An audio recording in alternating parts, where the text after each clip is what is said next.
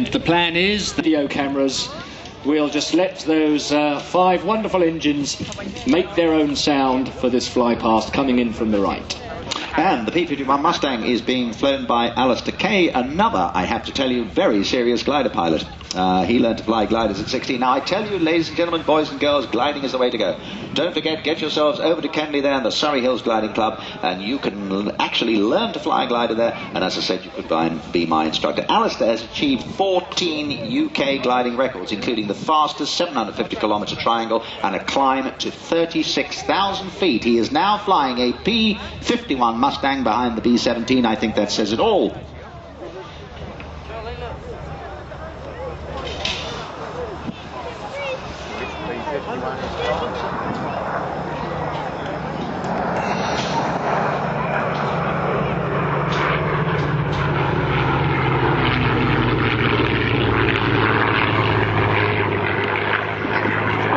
That you enjoyed that formation fly past as much as we did here in the commentary position. So Sally B now is turning downwind to land, and they'd operate on a target of opportunity basis. So imagine this P51 is perhaps separated from its escorting bombers. There we are, the strafing run as it's come across an airfield on the way. Look how low and how fast he's going. Yes, and look at those pyros go. Excellent.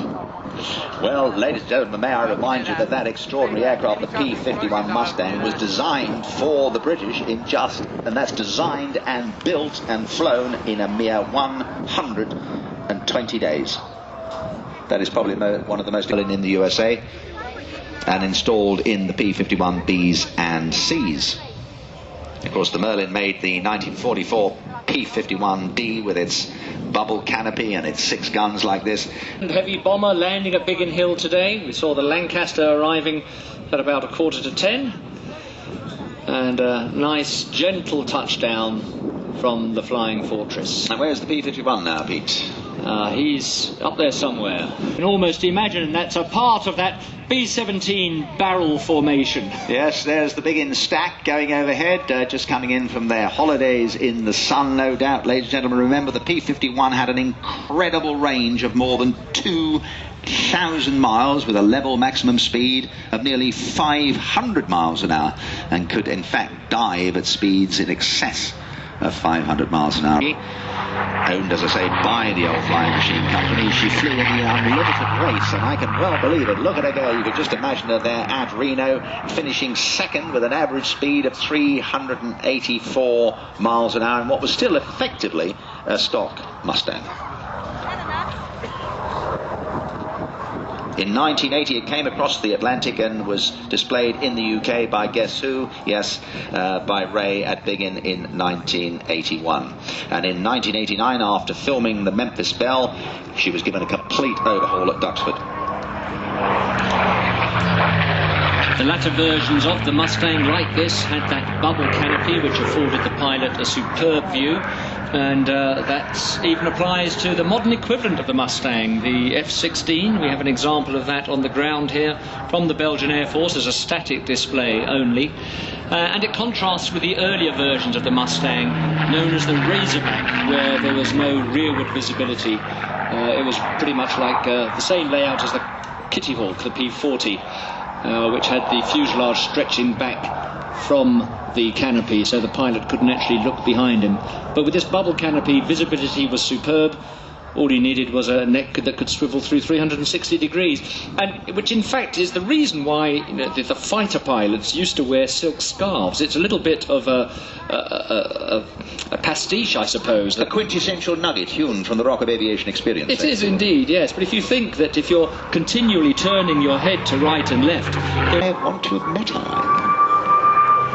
I think that makes Alistair very brave himself. Of course, this Mustang played a major part in the Breitling Fighters team and has flown in many events throughout Europe, and she's also appeared in many films, including The Memphis Belle, Empire of the Sun, and Saving Private Ryan, so many of you will have seen it before on the silver screen.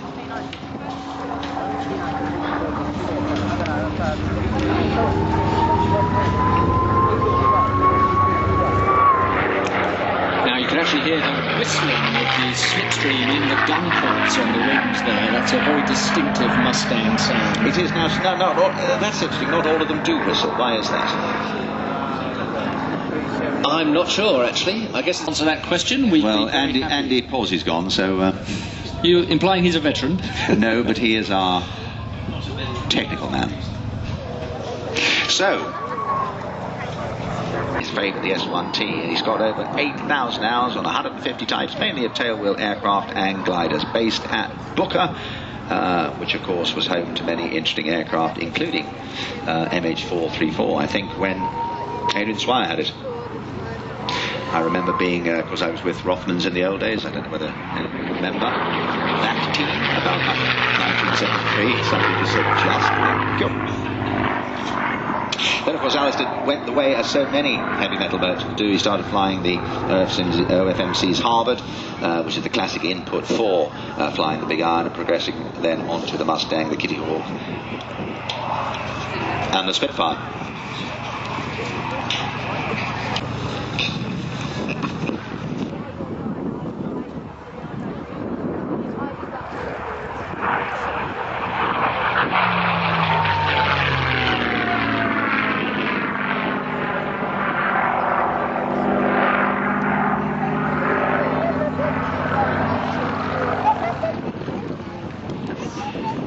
So, fine display by Alistair Kay.